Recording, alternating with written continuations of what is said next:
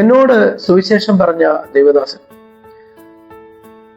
എൻ്റെ അടുക്കല് സുവിശേഷം പറഞ്ഞുകൊണ്ടിരിക്കുമ്പം ഞാന് അദ്ദേഹത്തെ ഒത്തിരി നേരം എൻ്റെ മൗനത്തിലിരുന്നു. എന്നോട് വന്നപ്പോൾ മുതൽ അദ്ദേഹത്തോട് ഞാൻ എതിർത്ത് നിൽക്കുക. അവസാനം എന്നോട് അദ്ദേഹം ചോദിച്ചു, ബിജു ഒരു ക്രിസ്ത്യാനിയാണെന്ന് ചോദിച്ചു. ഞാൻ പറഞ്ഞു ക്രിസ്ത്യാനിയാണ്, നിരീശ്വരവാദിയൊക്കെ, പക്ഷെ ഞാൻ ക്രിസ്ത്യാനിയാണെന്ന് പറഞ്ഞു. എന്നിട്ട് പറഞ്ഞു, അങ്ങനെ ഉണ്ടെങ്കിൽ ബിജു ഈ ലോകപ്രകാരമുള്ള 3 ആന മണ്ടത്തരം വിശ്വസിച്ചാല്, അല്ലെങ്കിൽ ലോകപ്രകാരം ഒരു മണ്ടനാണ് എന്നാണ് അതിന്റെ അർത്ഥം. ഞാനിങ്ങനെ ശ്രദ്ധിച്ചു. എന്നോട് ഇതുവരെ ആരും ഇങ്ങനെ പറഞ്ഞില്ലല്ലോ. ക്രിസ്ത്യാനിയാണെന്ന് പറഞ്ഞാൽ നിങ്ങൾ ലോക മണ്ടനാണ്. അപ്പൊ ലോകത്തിലെ ഏറ്റവും വലിയ 3 ആന മണ്ടത്തരങ്ങൾ വിശ്വസിച്ചാല് ക്രിസ്ത്യാനിയാകാൻ കഴിയത്തുള്ളൂ.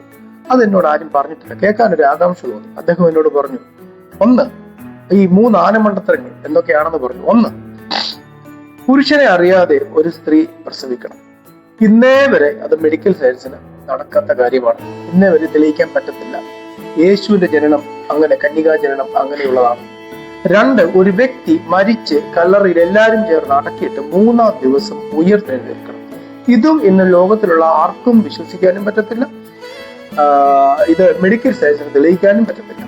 3-ാമത്തെ കാര്യം, ആ വ്യക്തി മരിച്ച് ഉയർത്തെഴുന്നേറ്റ ആ വ്യക്തി വീണ്ടും വരും, മേഘാരൂഢനായി വീണ്ടും വരും. ഈ 3 കാര്യങ്ങൾ അദ്ദേഹം പറഞ്ഞപ്പോൾ ഈ 3 ലോകപ്രകാരമുള്ള ഈ 3 ആന മണ്ടത്തരത്തിന്റെ മുകളിലാണ് ലോകത്തിലെ മുഴുവൻ ക്രിസ്ത്യാനിറ്റിയും ഇരിക്കുന്നത്.